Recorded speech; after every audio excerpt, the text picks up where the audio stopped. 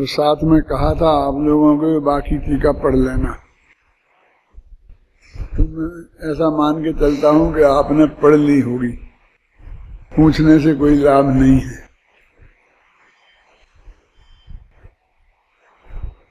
इस टीका में दो तरह की बात है। एक तो जिस तरह से ये मैं नहीं हूं, उस तरह ही मैं इनका कर्ता नहीं हूं, कारण नहीं हूं, अनुमंता नहीं हूं। ये इन बातों को उसी तर्क और युक्ति से उनने समझाया है और इन सब के प्रति मैं एकदम मध्यस्थ हूं। क्योंकि मैं करता हूं तो करने की जिम्मेवारी माथे पे आती है, उनके विकल्पों में उलझना पड़ता है।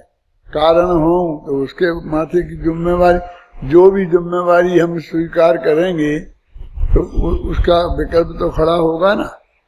तो मध्यस्थ नहीं रहा जा सकता। मध्यस्थ का कल मैंने आज तटस्थ बताया था आपको कि मतलब कोई मध्यस्थ को तो लोग में ऐसा बोलते हैं कि बीच में पड़ के बीच बचाव करना, थोड़ा इसको दबाना थोड़ा उसको दबाना और कहते समझौता कराना। और तटस्थ का ये मतलब है कि तुम्हारी तुम जानो, हम तो किनारे पे खड़े रह करके देखेंगे सहज भाव से। ये तटस्थ शब्द का प्रयोग नेहरू जी ने अपने भारत की जो विदेश नीति है उसके संदर्भ में किया था। पहले सब ऐसा होता था कि एक तरफ रूस था, एक तरफ अमेरिका था। वहाँ एक तरफ कम्युनिस्ट थे, दूसरी तरफ पूंजीवादी लोग थे और इन दोनों में बहुत संघर्ष चलता था। शीत युद्ध जिसे बोलते, शीत युद्ध तो जानते हो, माने हथियार नहीं चलते थे, बातों ही बातों का युद्ध चलता था। उसे ठंडा शीत युद्ध बोलते हैं, है ना। तो लोग क्या करें, ये खींचते तो इनकी तरफ जाएं कि उनकी तरफ जाएं। और लोग नए देश नए आजाद हुए थे, इसलिए उन्हें अपने विकास के लिए सब जगह से सहयोग की आवश्यकता थी। और इसलिए भी थी कि एक पक्ष में हो जाए तो दूसरा पक्ष दबाता है और फिर वो उसका सहयोग लेना पड़ता है अपनी सुरक्षा के लिए, तो फिर वो हजार शर्तें रखता जाता है। तो क्या करें, वो छोटे जो देश थे वो बहुत संकट में थे, तो वो कहते भैया भाई मध्यस्थ हो जाओ। मध्यस्थ हो जाओ का दो अर्थ होते हैं, एक तो उनमें हम बीच में खड़े रह गए समझौता कराएं, और एक ये अर्थ भी हो जाता भाई हम तो तेरी तरफ भी हैं और तेरी तरफ भी हैं, क्या हम तो तुम्हारे साथ भी हैं। उनके पास गए तो उन जैसी कही और इनके पास गए तो इन जैसी कही।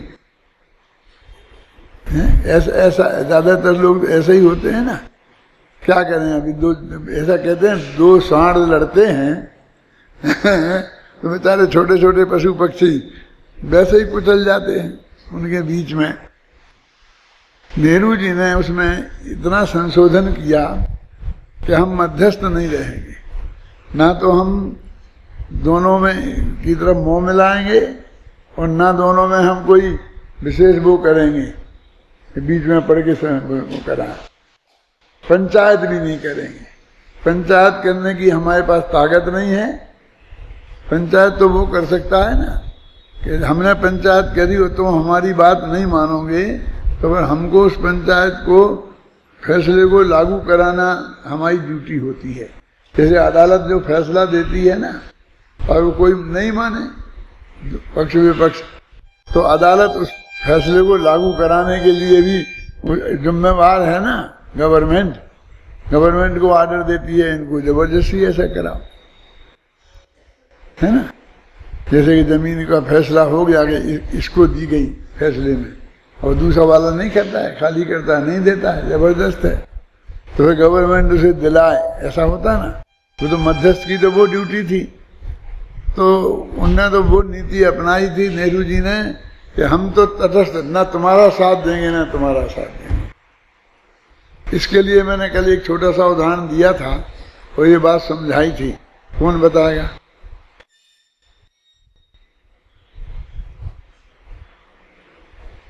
हाँ बोलो, कौन बताएगा? हाँ बोलो। हाँ, कृष्ण और बलराम का, कि कृष्ण तो जाके मध्यस्थ हुए थे हैं, और बलराम तटस्थ रहे थे। हमें नहीं जाना, हम तो अपने घर बैठेंगे आराम से, या तीर्थ यात्रा पे जाएंगे, और तुम्हें जो करना है सो करो मरो। वास्तव में मध्यस्थ वाला मध्यस्थ रह कहाँ पाता है? क्या आपको ऐसा लगता है कि श्री कृष्ण मध्यस्थ रह पाए?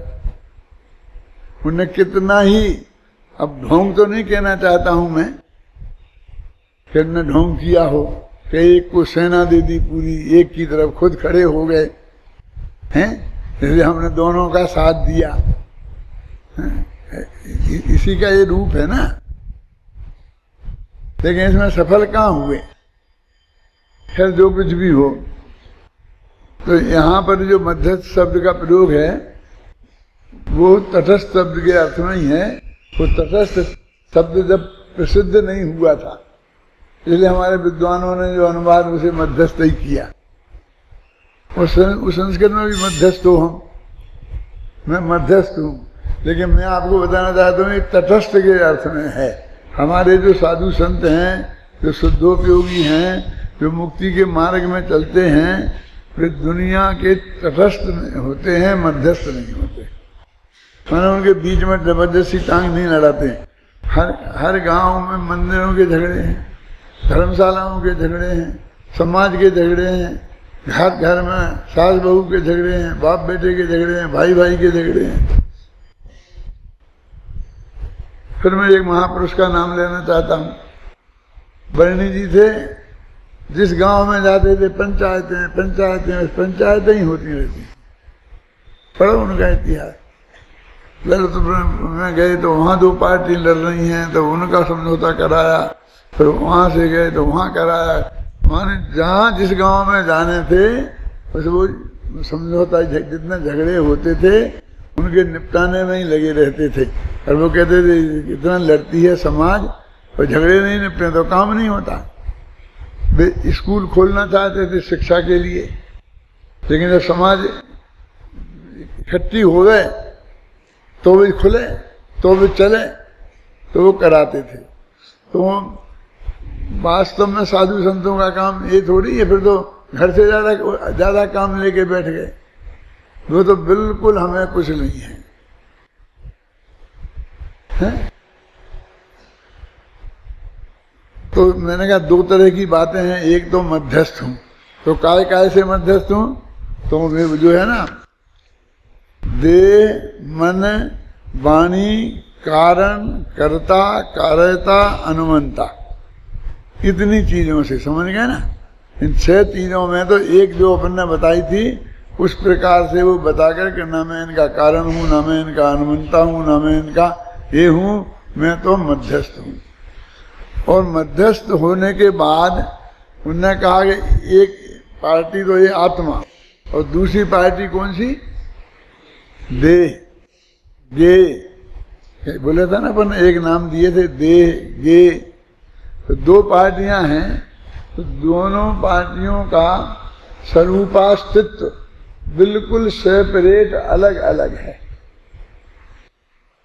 ये सिद्ध हुआ वो कहते हैं, क्योंकि ना उनका कर्ता कर्म संबंध है, ना कारणकारी संबंध है, ना अनुमंता अनुमंती संबंध है, कोई संबंध नहीं है ना। इन सब का निषेध किया और वो मध्यस्थ हो गए। तो वे दोनों का स्वरूपास्तित्व एकदम अलग है। ये जो टीका है इसका पूरी का निष्कर्ष है। मैंने बता दिया, अब मैं एक दफे पढ़ देता हूँ, समझे ना। फिर अपन जो निष्कर्ष का जो पैरा है, जो ऊपर वाला ब्लैक अक्षरों में है ना, उसको मैं पढ़ देता हूँ, और फिर जो व्हाइट अक्षरों में है उसको समझाऊंगा।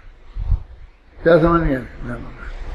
दोनों में क्या फर्क है? वो तो जो मूल टीका है उसका अर्थ है, और ये मेरी टिप्पणी है नीचे की। परद्रव्य के संयोग के कारण रूप से कहा गया अशुद्धोपयोग वस्तुतः मंद तीव्र उदय यही है क्या? ये नहीं ना? ये मैं शरीर, वाणी और मन को परद्रव्य के रूप में समझता हूँ। माने शरीर, मन और वाणी ये तीनों परद्रव्य हैं, एक नाम दिया। वास्तव में तो तीनों शरीर में ही शामिल हो जाते हैं। इसलिए मुझे उनके प्रति कुछ भी पक्षपात नहीं है। मैं उन सब के प्रति अत्यंत मध्यस्थ हूँ। तो आप समझो मध्यस्थ का अर्थ क्या हुआ? पक्षपात नहीं होना। अब पक्षपात का भी अर्थ हम सही नहीं समझते। अब मुझे को दो करना पड़ता है, क्या समझते हैं पहले वो बताना पड़ता है, और फिर वो गलत क्यों है और सही क्या है फिर ये बताना पड़ता है। मैं जितना बोलता हूँ ना, फालतू नहीं बोलता हूँ। आप तुम्हें उसका कारण समझ में नहीं आता तो ऐसा लगता है ये फालतू कह रहे हैं। अब ये एक कहा ना पक्षपात, हम क्या समझते हैं कि किसी का पक्ष लेना, समझे ना, दो में से किसी के पक्ष में चले जाना, उसकी तरफदारी करना, है ना। तो मगर मैं किसी की तरफदारी नहीं करूंगा, तो यहाँ तरफदारी अर्थ नहीं है। माने मुझे किसी से भी कोई पक्ष अपनापन नहीं, मैं किसी के पक्ष में पढ़ने वाला नहीं हूँ। पक्ष माने पार्टी और पात माने पढ़ना, होता है निपात, पात गिरना, फिर पात झरना गिरता है ना। तो पक्ष में पात, पक्षपात है ना। तो ये शरीर, मन, वाणी, इनमें किसी में मेरा कोई पक्षपात नहीं है। माने मैं इनका पक्ष लेने वाला नहीं हूँ। मैं इनके पक्ष का हूँ ऐसा मुझे नहीं समझना। मैं तो अत्यंत मध्यस्थ हूँ। अपने में भी होता है ना, जब दुख संघर्ष चलता हो दो पार्टियों में, तो वो कहता है भैया आप मुझे समझना मैं उनका हूँ। तो फिर हमारे हो ना कि नहीं तुम्हारी भी नहीं, उनका भी नहीं हो और तुम्हारा भी नहीं हूँ, तो क्या हूँ? कि मध्यस्थ हूँ, कि तटस्थ हूँ। समझ गए ना? यही चलते ना। तो देखो क्या लिखा पढ़ा, शरीर, वाणी, मन और परद्रव्य के रूप में समझता हूँ, इसलिए मुझे उनके प्रति कुछ भी पक्षपात नहीं है। हेतु दे दिया कि परद्रव्य हमें क्या लेना देना। माने मैं कोई उनकी बात क्यों करूं, उनकी जिम्मेवारी मैं क्यों लूं, उनकी बात से मुझे क्या लेना देना है मेरा कोई पक्षपात नहीं है। जैसे कभी ऐसी बात आती है ना, तो अपन कहते हैं भैया मेरा कोई वो रिश्तेदार नहीं लगता है, वो तो मेरी जाति का भी नहीं है, मेरे गांव का भी नहीं है, मेरे प्रांत का भी नहीं है, मेरे देश का भी नहीं है। ऐसा अपन अपना निष्पक्ष होने के लिए ये हेतु देते हैं ना। मैंने पक्ष होने का कोई कारण नहीं है कि मैं उनके पक्ष में जाऊं। मैं उन सबके प्रति अत्यंत मध्यस्थ हूं। अब इसी बात को विशेष स्पष्ट करते हैं। तो अब हर बात को उनका कहा ना, तो किन का? जो कारण है, कर्ता है, अनुमंता है, ये सब उनका मुझे को कोई पक्ष नहीं है। मैं उनके प्रति अत्यंत मध्यस्थ हूं। क्यों? क्योंकि वे परद्रव्य हैं और परद्रव्य से हमारा कोई संबंध होता ही नहीं, लेना देना नहीं है। अब इसी बात को विशेष स्पष्ट करते हैं। यदि हमारे ध्यान में ये रहा किस बात को विशेष स्पष्ट कर रहे हैं, तो अर्थ एकदम खुलता चला जाएगा। वस्तुतः मैं शरीर, वाणी और मन के स्वरूप का आधारभूत चेतन अचेतन द्रव्य नहीं हूँ। मन, वाणी और शरीर ये अचेतन द्रव्य के निर्माण हैं। सीधे शब्द में कहे तो मिट्टी के बने हुए हैं।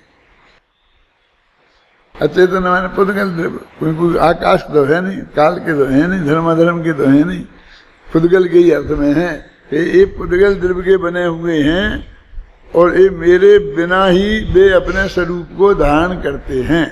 यानी उन्हें ऐसा बनने के लिए मेरे सहयोग की रंच मात्र आवश्यकता नहीं है। क्या कह रहे हैं? मिट्टी कह रही, मिट्टी को घड़ा बनने के लिए कुमार कह रहा है कि उसे मेरी कोई जरूरत नहीं है। उसमें स्वयं घड़े रूप परिणमित होने की योग्यता है, क्षमता है। समझे ना? मैं वस्तुतः शरीर, वाणी, मन के स्वरूप का आधारभूत अचेतन द्रव्य नहीं हूँ, क्योंकि मेरे बिना ही वे अपने स्वरूप को धारण करते हैं।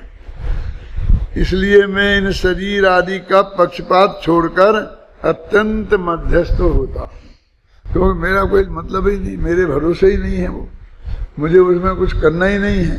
तो मैं जबरदस्ती अपने माथे पर उसका बोझा रखूं तो उसका क्या लेना, तो कोई मतलब नहीं है उसका। बराबर हम देखते हैं कि एक बच्चा पैदा होता है ना, तो वो अपने स्वास्थ्य के प्रति कितना सजग होता है। 2 महीने का बच्चा, 4 महीने का बच्चा, 8-10 महीने का बच्चा, 1-2 साल का बच्चा, जो चीज दिखती है उसे, उसको उठा के एकदम मुंह में दे लेता। अब वो जमीन पे जो चीज पड़ी है, चाहे वो खाने की हो, चाहे खिलौना हो, चाहे चाकू हो, उसको उठा के सीधा मुंह में देगा। अब वो कितना गंदा है, उसमें कितना इन्फेक्शन है, तो वो अपने के स्वास्थ्य के प्रति बिल्कुल सजग नहीं है ना। और आप 6 दफे हाथ धोते हो। आजकल ये बीमारी भी निकल गई है, मालूम आपको? ये बीमारी हो जाती है कि वो ज़्यादा के बार बार हाथ धोता है, एक बीमारी है, इसका बहुत बड़ा इलाज है, अस्पताल में भर्ती होना पड़ता है। कई ऐसे मरीज मैंने देखे हैं, उन्हें 24 घंटा, जैसे ये छू गया ना ऐसा, तो इस पर धूल होगी, बात भी सच्ची है, बस मैं जाके हाथ धोऊंगा, क्या जाके नलके से साबुन से हाथ धोऊंगा, फिर उसे नए तौलिए से पहुँचूंगा, नए से मतलब धुले धुलाए से, उस तौलिए को फिर अलग डाल दूंगा धुलने में, फिर दूसरी दफे दूसरा। अभी इस संस्कृति में तुमने में गए देखे नहीं है? बड़े बड़े 5 स्टार होटलों में और बड़े बड़े सेठियों के घर में अभी रहने का मौका नहीं मिला होगा, मिलेगा पंडित बन जाओगे तो। क्या बाथरूम में 10-20 ऐसे में वो मोटे छोटे नेपकिन रखे रहते हैं, धुले धुलाए ऐसे पिंडा बनाए हुए 10-20। और एक आदमी जाता है और उसने हाथ धोए, मान लो पेशाब की, फिर हाथ धोए, तो एक उसको उठा तौलिया को, फिर हाथ पहुंचता है और नीचे उसमें डाल देता है, वो धोने की वो पड़ा रहेगा, मतलब वो रिजेक्ट हो गया, खत्म। अब दूसरी दफे कोई उससे हाथ नहीं पहुंचेगा, वो भी नहीं पहुंचेगा। यदि 5 मिनट बाद दूसरी दफे जाएगा तो दूसरा तौलिया उठाएगा। ऐसा घंटे 2 घंटे में खाना खाने के बाद 10-20-50 तौलिया खराब हो जाते हैं, फिर वे सब धुलने में जाते हैं। होटलों में भी ऐसा ही होता है, बड़े 5 स्टार जो होटल होते हैं ना, क्या है? वो बोले इतने सेंसिटिव हो गए हैं। और वो बच्चा जिसकी मैं आपसे कह रहा हूँ, वो तो जो मिलता है उसे उठाए खाता, जो मिलता है। आप बचा नहीं सकते, कितनी चीजें बचाओगे, उसे कोई चीज हाथ में नहीं दोगे तो वो रोएगा, चल जाएगा। आपका फोन देखेगा आपके हाथ में, झपट्टा मारेगा, आप नहीं दोगे तो रोएगा, चल जाएगा, और फोन दोगे तो खाएगा जैसे बिस्कुट हो। देखते हैं ना अपने परिणति। तो वो जो एक बच्चे की ऐसी परिणति है, वो बिल्कुल सतर्क नहीं है, तो वो बीमार होना बहुत स्वाभाविक है ना, है? लेकिन वो दिन दूना रात चौगुना बढ़ता है क्या? और शरीर स्वास्थ्य भी उसका बढ़ता है। जब बिल्कुल सतर्कता नहीं थी तब निरंतर बढ़ता था, और फिर ज्यों-ज्यों वो बड़ा होता है, 15-16 वर्ष का होता है, तो फिर तो मतलब स्नान घर से 1 घंटे में निकलता ही नहीं है। 1 घंटे से पहले स्नान घर के बाहर ही नहीं आता है, न मालूम कितना नहाता है। बहुत सतर्क होता जाता है, ज्यों-ज्यों सतर्क होता जाता है उतनी बीमारियां मुझे घेरने लगती हैं। जवान हो जाता है, मजबूत बढ़ना बंद हो जाता है। जब बिल्कुल सावधान नहीं था, ना खाने में ना पीने में, किसी बात में, तब वो निरंतर बढ़ता था। जब सावधान हो गया तो बढ़ना रुक जाता। फिर धीरे धीरे बुढ़ापा आता है, तो उनका तो 1 पॉइंट प्रोग्राम होता है, तो स्वास्थ्य स्वास्थ्य स्वास्थ्य, बस खाना पीना टहलना घूमना, बस शरीर ठीक रहे शरीर ठीक रहे, एक दूसरा कोई काम ही नहीं है ना, निरंतर क्षीण होते जाते हैं। तो वो देह तो अपने हिसाब से चल रही, तेरा उसमें रंच मात्र भी हस्तक्षेप नहीं है। ये बात मैं समझ गया हूं, इसलिए वो कह रहे हैं कि मैं अत्यंत मध्यस्थ हो गया, क्योंकि ये मैं हूं ही नहीं और मेरा है ही नहीं, ये बच्चा मेरा है ही नहीं। अभी मैं एक दफा बचा भी लूंगा ऐसे कोई चीज उठाने मुंह में लगाने से, तो मैं तो चला जाऊंगा अपने घर, आखिर तो इसकी माँ इसके बाप ये वही संभालेंगे ना। तो मैं अब इसकी फिक्र नहीं करता हूँ, नहीं फिक्र करूंगा तो फिर बस मैं फिक्र करता रहूंगा। तो वो ये बातें कह रहे हैं, ये किन के लिए कह रहे हैं? शरीर मन वाणी इनका और मैं न करता हूँ न कार्यता हूँ न अनुमंता हूँ। मैंने इन चीजों का, माने जो मेरी दूसरी पार्टी है ना, एक देह और दूसरी एक आत्मा और दूसरी देह के दूसरा गे, वो दूसरी पार्टी है, उसके प्रति उसके प्रणमन के प्रति मैं बिल्कुल पक्षपात से रहता हूँ, माने में उसकी मुझे कोई फिक्र नहीं है, उसका मुझे पक्ष नहीं है, उसमें मैं नहीं पड़ता हूँ, उसको संभालने की मेरी कोई ड्यूटी नहीं है। रेलवे स्टेशन पर जा रहे हैं, अब सैकड़ों माताएं बैठी हैं, उनके छोटे छोटे बच्चे हैं, वे खेल रहे हैं, गोद में तो बैठते नहीं हैं, यहाँ से वहाँ दौड़ते हैं, प्लेटफार्म की तरफ जाते हैं, गाड़ियाँ आ रही जा रही हैं, और डर लगता है कि कभी एकदम वहाँ ना चले जाएं, उसके पास ना चले जाएं, है ना। यदि आप उसके पक्ष में पड़ जाओ तो फिर क्या करोगे?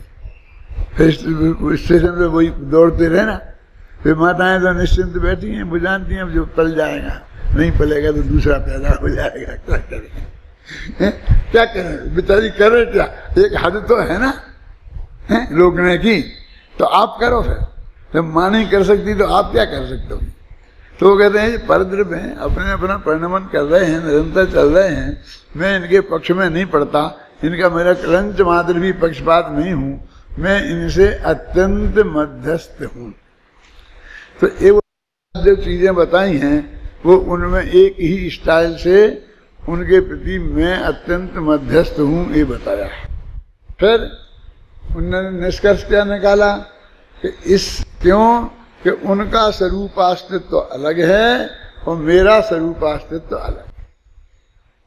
माने मेरा उनका मेरी पूरी सत्ता जो मेरे के लिए चाहिए, मेरे स्वरूप के अस्तित्व, अपन कहते हैं ना कि मैंने अपनी घर गृहस्थी जमा ली है, मैंने सब खाने पीने का इंतजाम ये सब बना लिया है, और मैं ही बना लेता हूँ, चाहे मैंने नौकरानी रख ली है, चाहे शादी कर ली, कुछ भी सही, अब मैं बिल्कुल सेपरेट हूँ, अब मैं किसी के अधीन नहीं, किसी के माने माँ के बाप के,